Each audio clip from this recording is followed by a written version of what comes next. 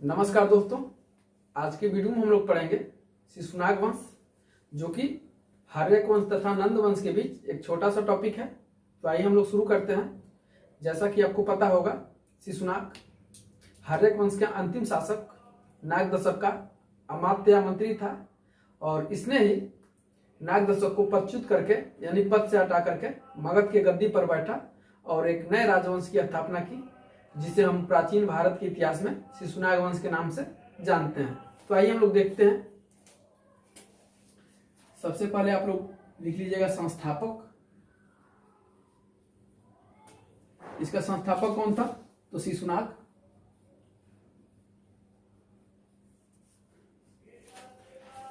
शिशुनाग ने क्या क्या महत्वपूर्ण काम किए? तो शिशुनाग ने अवंती तथा वत्स राज्य पर अधिकार करके मगध में मिला लिया। आप लोग हमारे साथ नोट करते जाएंगे।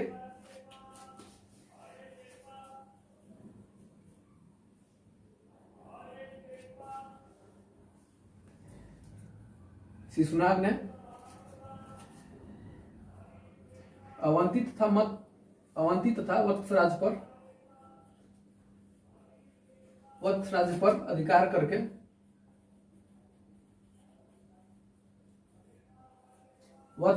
अधिकार करके मगध में मिला लिया।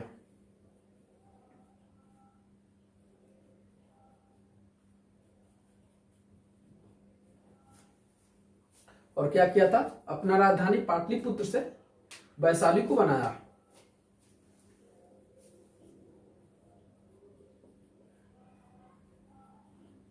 अपनी राजधानी पाटलिपुत्र से हटाकर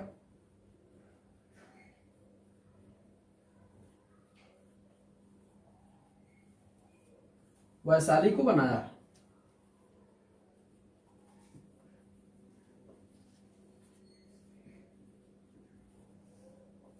वैशाली से पहले राजधानी कहां पे थी? पाटलिपुत्र। और पाटलिपुत्र की राजधानी कौन बनाया था? तो अजातशत्रु के पुत्र उदयन या उदयभद्र ने। कहां पे? सोन एवं गंगा नदी के तट पर स्थित पाटलिपुत्र को अपना राजधानी बनाया था और इसने अपनी राजधानी पाटलिपुत्र से हटा करके वैशाली को बनाया। आगे बढ़ते हैं। महावंश के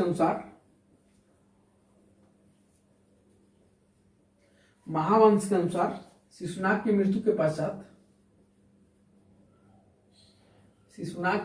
के पश्चात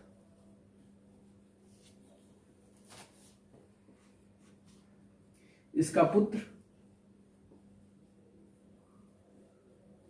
कालाशोक गद्दी पर बैठा।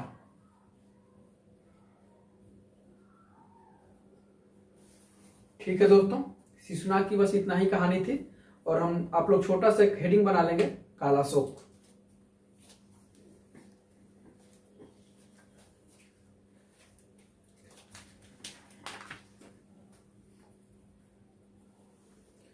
कालाशोक। इसका क्या नाम मिलता है? एक और नाम मिलता है इसका, काकवर्ण। बहुत बार एग्जाम में पूछा गया है आपसे। आप लोग काकवर्ण के विषय में लिखेंगे थोड़ा सा।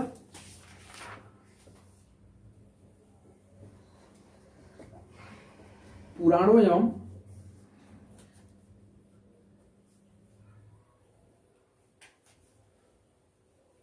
आप लोग काकवर्ण के विषय में थोड़ा लिखेंगे। पुराणों तथा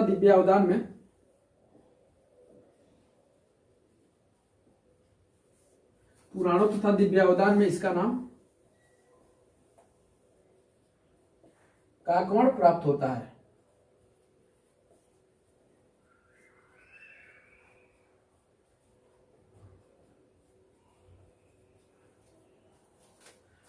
ऊपर आप लोग लिख लिए होंगे, हम लोग ऊपर मिटाते हैं।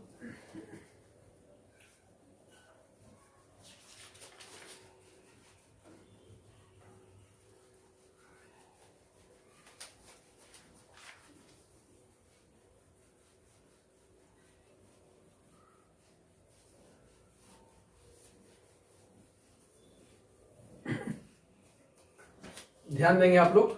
इसके पिता ने अपनी राजधानी कहां बनाई थी? तो पाटलिपुत्र से हटा करके वैशाली को बनाई थी। और इसने क्या किया था, कालाशोक ने अपनी राजधानी वैशाली से हटाकर पुनः पाटलिपुत्र को बनाया।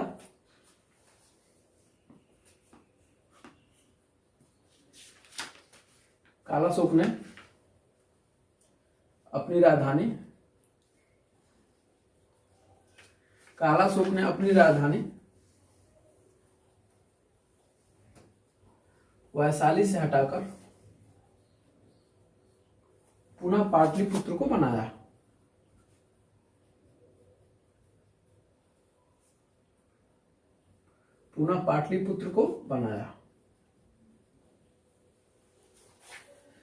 कालाशोक से क्वेश्चन क्या पूछा जाता है आपसे, तो कालाशोक के इस शासनकाल में वैशाली में द्वितीय बहुसंगीति का आयोजन हुआ, जिसके अध्यक्ष कौन थे, सर्वकामिन थे।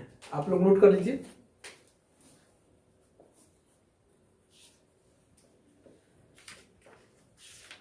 कालाशोक के समय ही या शासनकाल में ही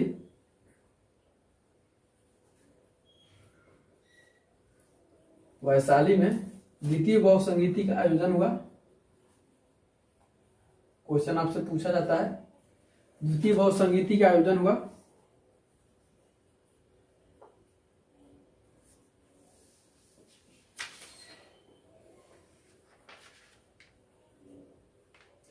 जिसके अध्यक्ष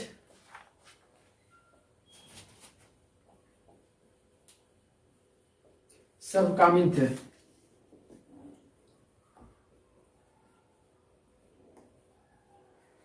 आपसे क्या क्वेश्चन पूछा जाएगा कि द्वितीय बहुसंगीति का आयोजन किस स्थान पर हुआ था, तो आप लोग याद रखेंगे वैशाली में। इसके अध्यक्ष कौन थे, सर्वकामिन, और शासक कौन था, तो कालाशोक।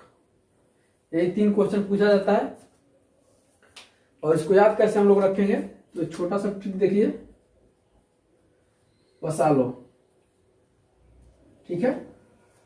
वैसे देखिए वैशाली यानी स्थान का नाम है,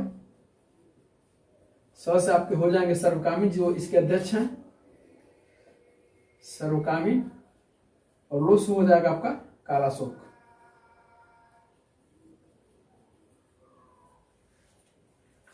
आगे देखिए,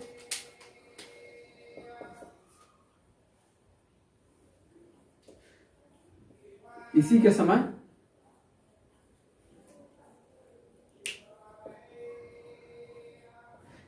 समय बौद्ध संघ 2 भागों में विभाजित हो गया।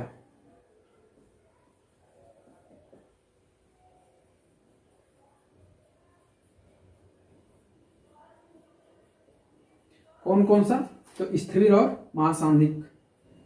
स्थिर और महासांधिक नोट कर लीजिए आप लोग। उसके बाद हम लोग आगे बढ़ते हैं।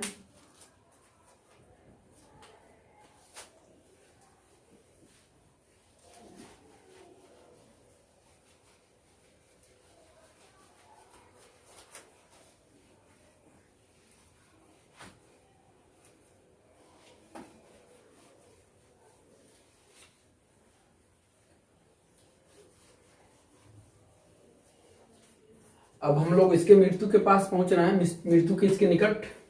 अब इसकी मृत्यु हो जाएगी जल्दी, लिखिएगा आगे इसके। बाणभट्ट की रचना हर्षचरित के अनुसार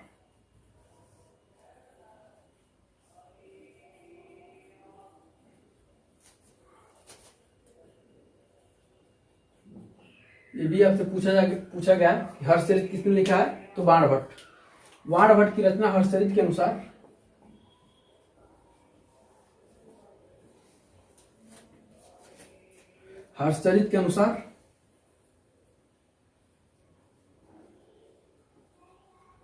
महापद्मनंद नामक एक व्यक्ति ने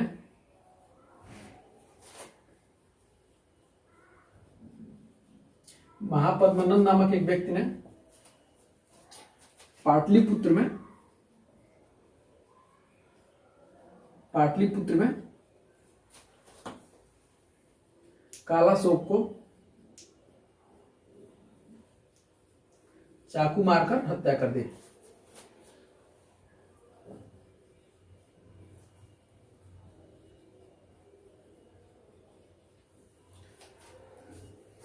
बाणभट्ट की रचना हर्षचरित के अनुसार पाटलिपुत्र में महापद्मानंद नामक एक व्यक्ति ने कालाशोक को क्या किया था, चाकू मार करके हत्या कर दी और एक नए राजवंश की स्थापना की, जो कि प्राचीन भारत के इतिहास में हम उसे नंदवंश के नाम से जानते हैं।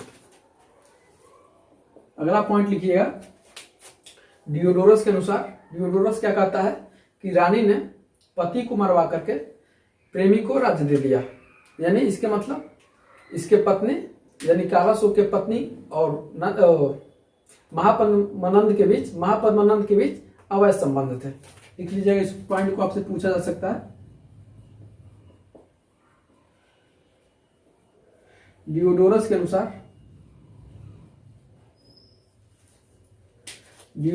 अनुसार रानी ने पति को मरवाकर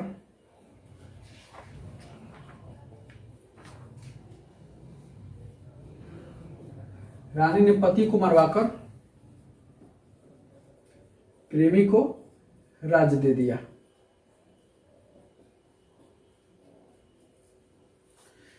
महापद्मानंद क्या करेगा, एक नए राजवंश की स्थापना करेगा और जिसका नाम क्या था, नंदवंश।